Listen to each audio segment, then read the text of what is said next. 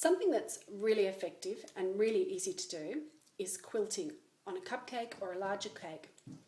Very easy, and I'm going to show you how. First of all, we've got our fondant, and I like to make sure it's nice and smooth and ready to roll out. And if we're doing it on a cupcake or a larger cake, as the case may be, I'm just going to use the other side of this because it's a little bit smoother.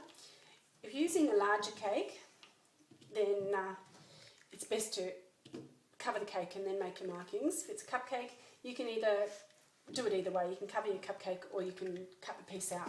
I am going to cut the piece out. So my cupcakes, I've worked out my measure for my cupcake is about this size cut. So I'm going to use this cutter, cut it out, roll up my fondant so it doesn't get too dry, and put it in a plastic bag so it doesn't dry out. Then the next thing I'm going to do, just because it's easier for me, and you can actually put this, if I can pick it up, you can either put this on the cake and then do your cuts, or you can do your cuts flat. And I like to do them flat because I have a little bit better control. So using this is a very old knife. It's actually not very sharp. I don't suggest you run your hands on it. You can use something that's very smooth edged, or even the back of a knife might help you. Back of a knife is often good. You just make a pattern of horizontal lines across the cake, across the top, making sure that you keep it as even as you possibly can. You see, I've tried to keep that very even. Then you turn around. You can either do it on the diagonal or you can turn it right around and just do it the other way. I like to just do it the other way because it's more of that quilting thing. I'm using the blunt edge of the knife and I'm just moving it along to make my pattern. I haven't done that actually as evenly as I could, but anyway, the idea is there, the effect is there. Now, something else to then do, instead of just putting that on the cake, which you can do, and it's a nice effect, is you can get the end of a paintbrush or other round object, maybe you've got a balling tool or something, and wherever the joins are, you can just pop a little indentation in.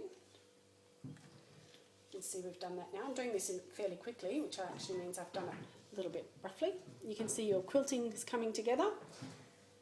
And then once you put it on your cake, just lay it over, smooth it down. And this is one thing you might want to very specifically put it on the cake first, smooth it down, then make your cuts, because obviously the more you handle any of these things, the more likely you are to damage your pattern.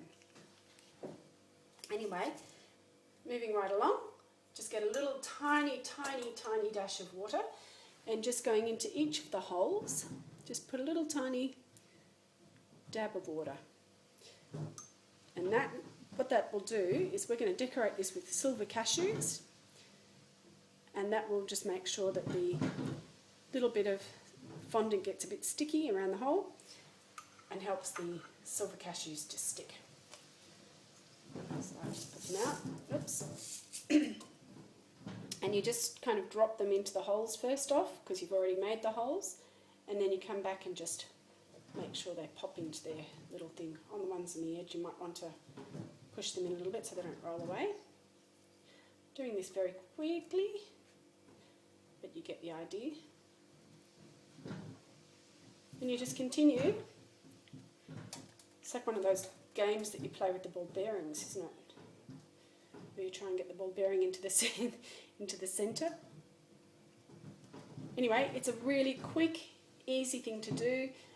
These things are all available from the supermarket. You don't need any special cake decorating tools. If you do, great, and if they help you, great. If you don't, at least you can do it, and it's a really quick, effective little pattern. Makes these things look very pretty. And then you just give them a bit of a pat down just to make sure that they don't roll out, and there you are. You have a really pretty quilting effect. Easy as that. Enjoy.